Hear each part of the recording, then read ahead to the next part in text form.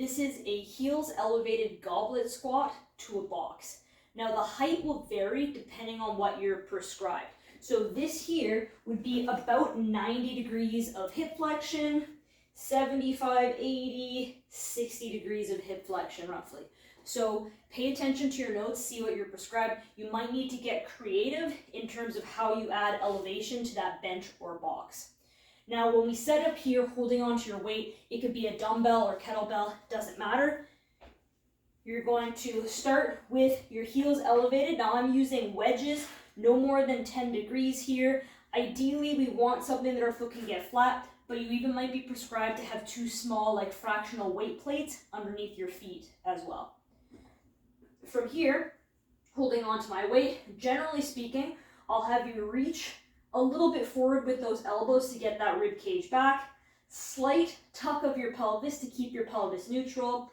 Exhale to set down your ribs.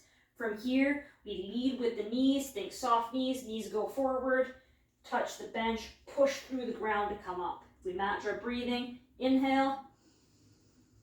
Exhale on the way up.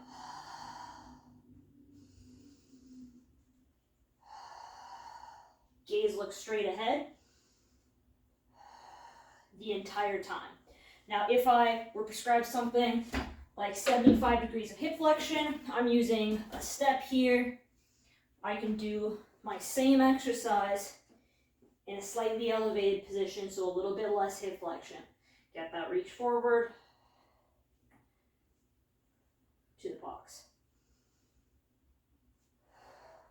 Common mistake here is either people don't set their rib cage and they kind of lead with their butt back. Now that becomes a little bit more of a hinge as opposed to a squat. So we want to make sure that once we get stacked, we're leading with the knees. In the squat, our bum goes down as opposed to bum going back. So we want this to be knee dominant, a squat here.